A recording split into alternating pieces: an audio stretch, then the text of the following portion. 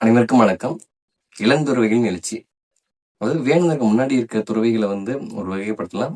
வேணுதருக்கு பின்னாடி இருந்த துறவிகள், அவர் வழிநடத்தின துறவிகளை ஒரு வகைப்படுத்தலாம். அந்த அளவுக்கு ஒரு மாற்றத்தை அவர் ஆ நிகழ்த்தினாரு. இப்ப இந்த பயணம் எப்படி இருந்துச்சு அப்படின்னு நம்ம பார்க்கலாம். வேணுதர் போன எபிசோட்ல வேணுதர் வேலை தேடினாரு. அதுக்கப்புறம் படிப்பும் தொடர்ந்துட்டு இருந்தாரு.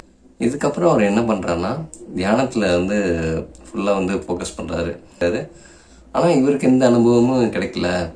எந்த ஒரு தியான அனுபவமும் கிடைக்காத மாதிரி அவர் ஃபீல் பண்றாரு. உடனே என்ன சொல்ற உடனே ராமகிருஷ்ணர்கிட்ட போறாரு. ராமகிருஷ்ணர்கிட்ட போய் எனக்கு எந்த அனுபவமும் கிடைக்கல, எனக்கு கிடைக்காம இருக்கு, எனக்கு என்ன பண்றது அப்படின்னு கேட்கிறாரு.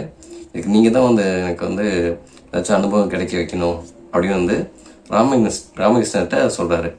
அதுக்கு ராமகிருஷ்ணர் என்ன சொல்றாருன்னா, சரி எனக்கு என்ன கிடைக்கணும் அப்படின்னு கேட்குறாரு.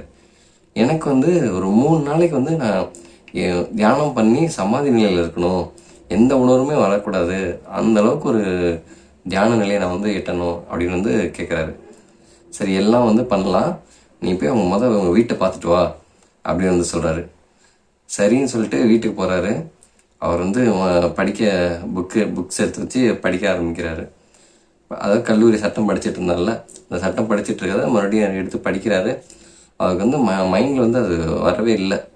அதாவது அந்த நினைப்பிலே இருக்க துறவி, அந்த துறவு, அந்த ஒரு இதுலேயே இருக்க தியானம், அந்த ஒரு இதுலேயே இருக்கிறனால அவருக்கு இது ஒரு அந்நியமாகவே படுது. ஒரு புக்காகட்டும், எந்த ஒரு இதுவுமே அந்நியமாக இருக்குது. அதனால் அவர் முயற்சி பண்ணி பார்க்குறாரு. அதுக்கப்புறம் இது நம்ம வாழ்க்கை இல்லை அப்படின்னு ஒரு முடிவு பண்ணுறாரு. அதுக்கப்புறம் போய் ராமகிருஷ்ணர்கிட்ட சொல்கிறாரு, இனிமேல் ஃபுல்லாக இதில் தான் இருக்க போகிறேன் அப்படின்னு சொல்கிறாரு. அதுக்கப்புறம் என்ன பண்ணுறாருன்னா, தன்னால் முடிஞ்ச ஒரு 100 ரூபா கொடுத்து வீட்டில் கொடுக்குறாரு. ஒரு அமௌண்ட் கொடுத்துட்டு அவர் வந்துடுறாரு. அதுக்கப்புறம் அவரும் என்ன பண்ணணுமே அதை பண்ணுறாரு. அப்புறம் ஃபுல்லாக இதில் ஃபோக்கஸ் பண்ண ஆரம்பிக்கிறாரு. அதுக்கப்புறம் ஒவ்வொரு படிப்படியாக கொஞ்சம் அவருக்கு அனுபவம் கிடைக்கிது. அதான் எப்படின்னா, உடலையே மறக்கிற அளவுக்கு ஒரு தியானம் பண்ண ஆரம்பிக்கிறாரு. அதுக்கப்புறம் குண்டலினி சக்தி, அந்த அனுபவம் கிடைக்கிது. இந்த மாதிரி படிப்படியாக அவர் முன்னேறிட்டு போகிறாரு. இதுக்கு இடையில என்னன்னா, அவருக்கு இந்த வீட்டு ஞாபகம் அதிகமாக வரனால அதை இதுக்கு முன்னாடி இருந்தவங்க என்ன பண்ணாங்க அப்படின்னு அவர் பார்க்குறாரு. புத்தர் அவருக்கு ரொம்ப நெருக்கமாகறாரு. அதனால் அவரோட நூலை ஆழ்ந்து படிக்க ஆரம்பிக்கிறாரு. ஆழ்ந்து படிக்க படிக்க தனக்கு அவரோட இடத்துக்கு போகணும் அப்படின்னு ஆசைப்படுறாரு. அப்புறம் அந்த புத்தகையை சுற்றி பார்க்குறாரு. ஒரு 3 நாள் அங்கே இருக்காங்க. காளி, அப்புறம் இவரும் ஒரு இன்னொருத்தர் 3 பேர் அந்த இடத்த சுற்றி பார்க்குறாங்க, தியானம் பண்ணுறாங்க. இந்த காலகட்டத்தில் என்னன்னா, ராமகிருஷ்ணருக்கு கேன்சர் வருது. தொண்டையில் கேன்சர் வருது. இது என்னன்னா ஒரு சீரியஸ் ஆகுது. ரொம்ப சீரியஸ் கண்டிஷனில் இருக்கு. அதனால ஒரு இறுதி காலகட்டம் அவர் நெருங்கிட்டு இருக்காரு. இது ராமகிருஷ்ணர் உணர்றாரு. அதனால என்ன பண்றாருன்னா, அவர் எல்லாத்தையும் கூப்பிடுறாரு. எல்லாத்தையும் கூப்பிட்டு சொல்றாரு, இனிமேல் உங்களுக்கு வேணுன்றதை வழி நடத்துவாரு, நீங்க அவருக்கு பின்னாடி இருங்க, சப்போர்ட்டிவா இருங்க அப்படின்னு சொல்றாரு. அதே மாதிரி வேணுன்றதை கூப்பிட்டு, இனிமேல் நீ தான் இவங்க எல்லாத்தையும் வழி நடத்த போற, நீ உன்னை பத்தி தெரியும், நீ எப்பவுமே இவங்க நல்லபடியா வழி நடத்தணும், இவங்க என்னோட பிள்ளைகள், அதனால இவங்க நீ கவனமா வழி நடத்தணும், நல்லா வழி நடத்த நான் நம்புறேன் அப்படின்னு சொல்லி அவருக்கு அறிவுரைகள் சொல்லி போறாரு. அதுக்கப்புறம் கொஞ்ச நாள் ஆக ஆக அவருக்கு அது தீவிரமாகுது. அப்புறம் 1886 ஆகஸ்ட் 16 அவர் இயற்கை எழுதுறாரு. இந்த மாதிரி இயற்கை எழுதுனதுக்கு அப்புறம் கொஞ்ச நாள்ல என்ன ஆகுதுன்னா, அவங்க தங்கியிருந்த வீட்டுக்கு காசிப்பூர் வீடு காலி பண்ண சொல்றாங்க. இவ்வளவு நாள் இங்க இருந்துட்டீங்க, இப்ப வாடகை தரணும் அப்படின்னு கேக்குறாங்க. வாடகை தர இல்லாதனால காலி பண்ற நிலைமைக்கு வர்றாங்க. அதனால என்ன பண்றது அப்படின்னு தெரியல. ஏன்னா சாரதா தேவி அம்மையாரும் அங்கதான் இருக்காங்க. அப்ப பல்ராம் போஸ் அப்படின்றவர் நான் அன்னையை கூட்டிட்டு போறேன் அப்படின்னு அவர் ஒருத்தர் சொல்றாரு. அப்புறம் அவர் சாரதா தேவி அம்மையார் கூட்டிட்டு போயிடுறாரு.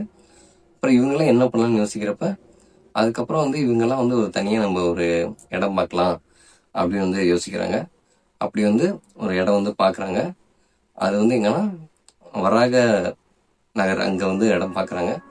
ஒரு ஒரு வீடு பழைய வீடை வந்து இடம் பார்க்குறாங்க. அந்த வீட்டில் தான் ஃபஸ்ட்டு எல்லாரும் போகிறாங்க. இதுதான் வந்து என்னன்னா பின்னாடி ராமகிருஷ்ண மடமாக வந்து இந்தியாவில் எங்கேயும் இருக்குது ராமகிருஷ்ண மடமாக இங்கேருந்து ஆரம்பிக்குது. இதுக்கு வந்து சுரேந்திரர் அப்படின்றவர் வந்து இதுக்கு வந்து உதவி பண்ணுறாரு. இதுக்கு வந்து வாடகை தருது, அப்புறம் அவங்களுக்கான சமையல்களுக்கான செலவுகள், அந்த மாதிரி அவங்களுக்கு என்ன தேவையோ இதெல்லாம் சுரேந்திரர் அப்படின்றவர் வந்து உதவி பண்ணுறாரு. இதுக்கப்புறம் என்னென்னா அந்த துறவிகள் எப்படி நம்ம வந்து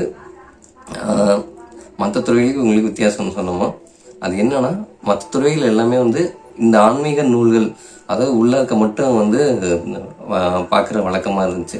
அது வரைக்கும் இன்னர் பீஸ் அப்படின்னு வந்து பார்த்தாங்க.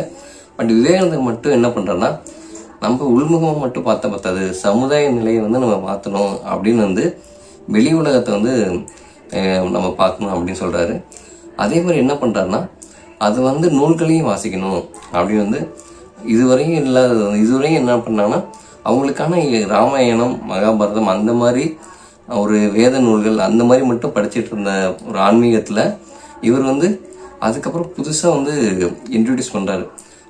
இலக்கியங்கள், அப்புறம் வந்து வரலாறுகள், இதெல்லாம் படிக்கணும், சமுதாய நூல்கள் அப்படின்ட்டு என்னென்ன சமுதாயத்தில் வந்து என்ன நடந்திருக்கு அப்படின்றது வந்து எடுத்து சொல்கிறதுக்கு நிறைய புக்ஸ் வந்து சொல்கிறாரு. இவரே என்ன பண்ணுறாருன்னா நிறைய சொற்பொழிவு பண்ணுறாரு.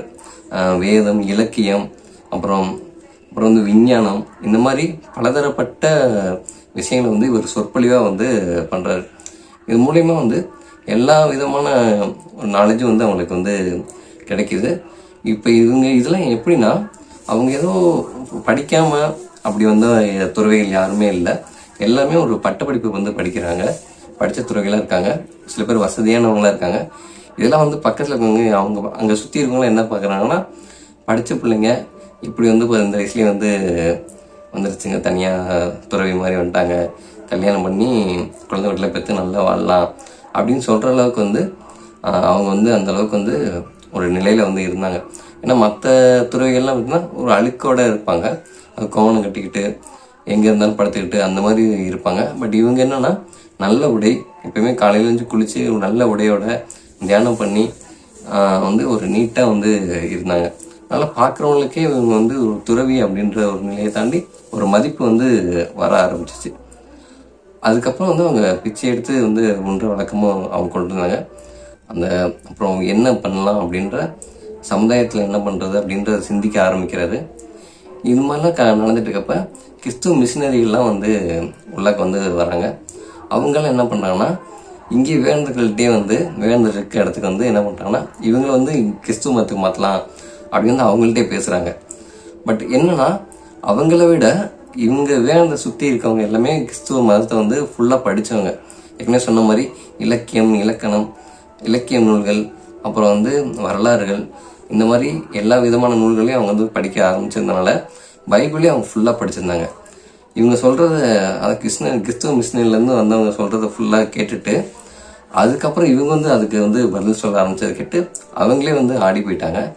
அதுக்கப்புறம் இது ஆகாதுன்ட்டு வேறு என்னென்ன வழியில் முயற்சி பண்ணலாம் இவங்களை மாற்றுறதுக்கு அப்படின்னு எல்லா விதமான முயற்சிகளையும் வந்து முயற்சி பண்ணுறாங்க. ஆனால் அவங்க வந்து கிறிஸ்துவ மதத்துக்கு வந்து மாறல அப்படின்னு சொல்லி ஒரு தெளிவான முடிவோடு வந்து சொல்கிறாங்க.